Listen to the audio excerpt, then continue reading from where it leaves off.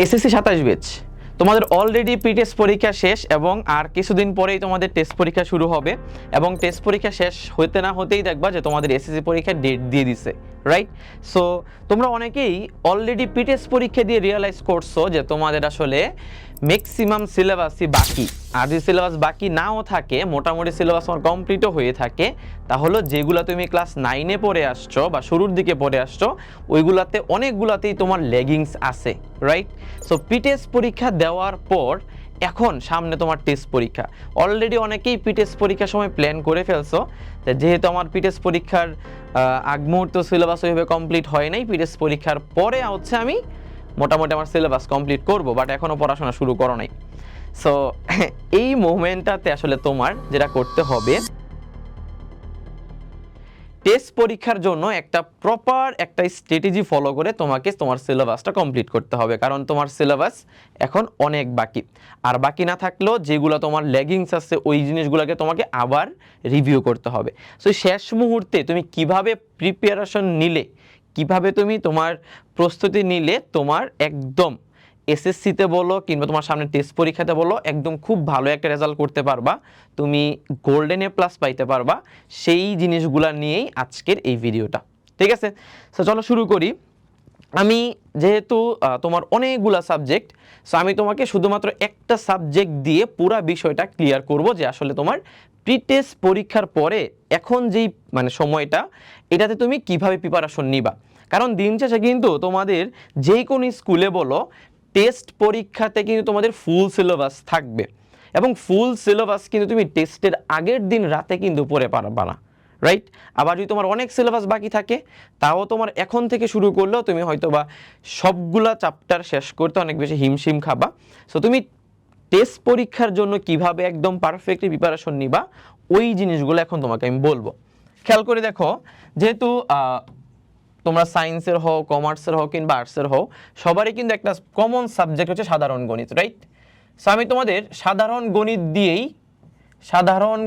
দিয়েই পুরা কনসেপ্টটা ক্লিয়ার করব যে তুমি এখন কিভাবে টেস্টের জন্য প্রপারলি প্রিপারেশন নিবা এবং টেস্ট পরীক্ষা ভালো করবা। কারণ দিন শেষে টেস্ট পরীক্ষা ভালো না করলে কিন্তু দেখা যায় তুমি এক্সাম হলে বসতেই পারবা না, এরকম কিন্তু হবে, রাইট? সো খেয়াল করে দেখো, ধরো সাধারণ গণিতে টোটাল 17টা চ্যাপ্টার, তাই না? টোটাল 17টা চ্যাপ্টার। তোমাকে প্রথমে এই জিনিসটা মাথায় রাখতে হবে যে তোমার টেস্ট পরীক্ষার আগ পর্যন্ত তোমাকে মিনিমাম 80% সিলেবাস কমপ্লিট করতে হবে। মিনিমাম 80% সিলেবাস কমপ্লিট করতে হবে। যদি 100% সিলেবাস কমপ্লিট করে ফেলো তাহলে তো আলহামদুলিল্লাহ ভালো, বাট মিনিমাম 80% সিলেবাস তোমাকে কমপ্লিট করতে হবে।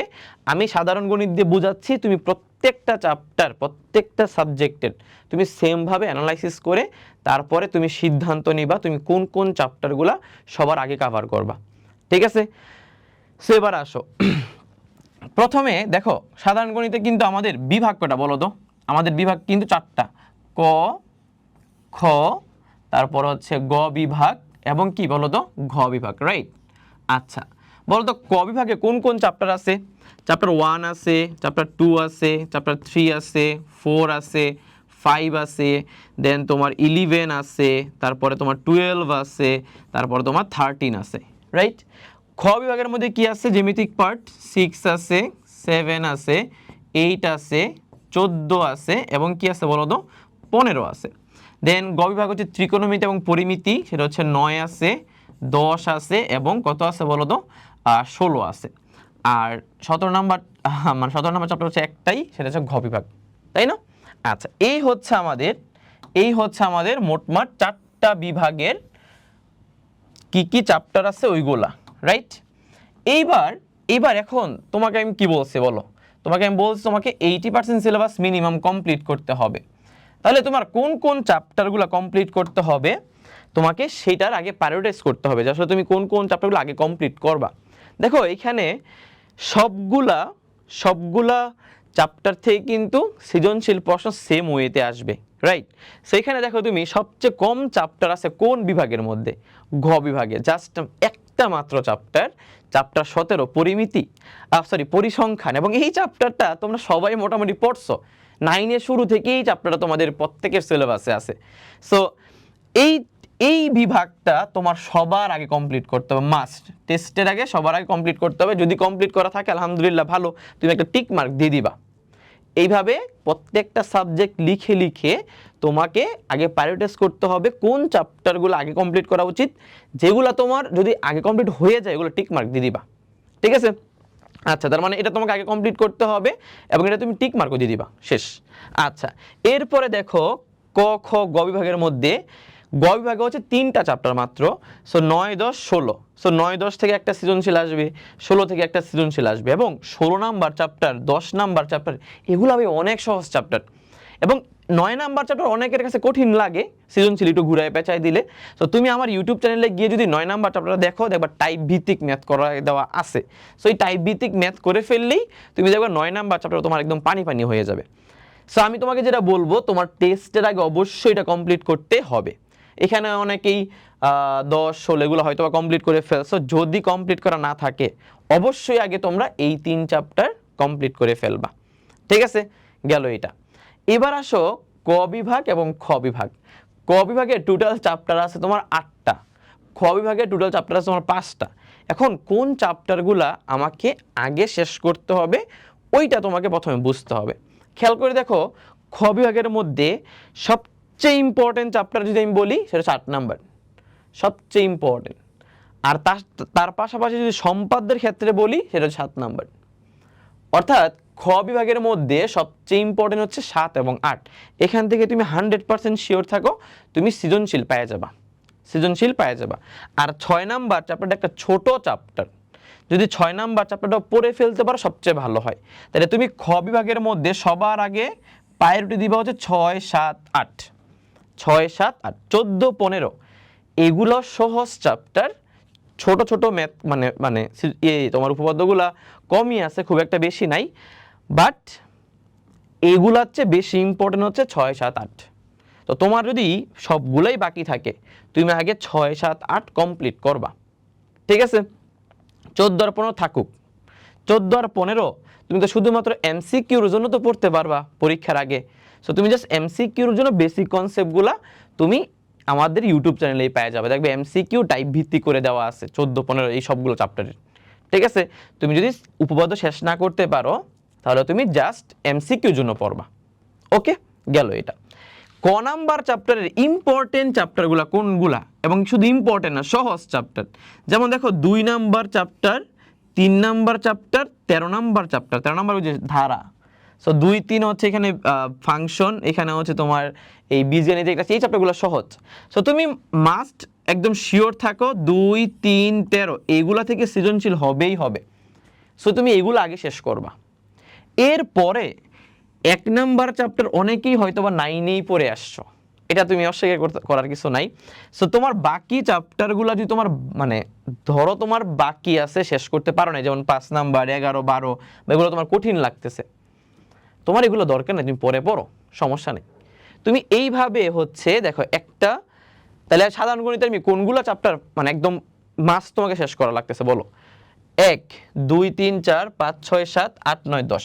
তার মানে 17টা চ্যাপ্টার থেকে আগে তুমি 10টা চ্যাপ্টার ভালো করে কমপ্লিট করতেছো। বাকি চ্যাপ্টারগুলা তুমি সময় পাও মাস্ট কমপ্লিট করবা, বাট তোমাকে আগে টেস্টের জন্য এই 10 চ্যাপ্টার কমপ্লিট করতে হবে। এখান থেকে তোমার সৃজনশীল আর শর্ট কোশ্চেন এগুলো মাস্ট আসবেই আসবে, আর এমসিকিউ তো সব চ্যাপ্টার থেকে আসবে, রাইট? সো এইভাবে তোমাকে যদি আমি প্রত্যেকটা সাবজেক্টের কথা বলি, তুমি প্রত্যেকটা সাবজেক্টের সেমভাবে লিখবা, আগে একটু সময় নিবা, সময় নিয়ে আগে লিখবা। ধরো ফিজিক্স লিখলা, কয়টা চ্যাপ্টার ফিজিক্সের আছে, কোন কোন চ্যাপ্টারগুলো তোমার শেষ হয়েছে আর কোন কোন চ্যাপ্টারগুলো তোমার বাকি আছে। ওই বাকি চ্যাপ্টারগুলোর মধ্যে যেগুলো ইম্পর্টেন্ট চ্যাপ্টার তুমি ওইগুলো আগে শেষ করবা।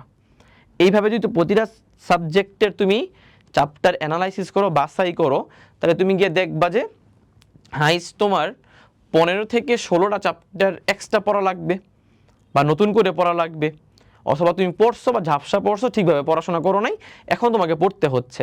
তুমি ওই চ্যাপ্টারগুলোর উপর আগে প্রায়োরিটি দাও। কিন্তু তোমরা অনেকে কী করো জানো, যখন একটা সাবজেক্টে রিভিশন দেওয়া শুরু করো বা একটা সাবজেক্টের ধরো আবার একটু পড়াশোনা শুরু করবা, যেগুলো তুমি পারো ওইগুলো আবার পড়াশোনা শুরু করো। ভাই দরকার নাই তো এখন এগুলা, যেগুলো তুমি পারো, যেগুলো তুমি ক্লাস করছো, তোমার কাছে নোট আছে, এগুলো তুমি পরে পড়ো। তুমি আগে যেগুলো নতুন চ্যাপ্টার ওইগুলো আগে পড়ো, ওইগুলো আগে শেষ করো।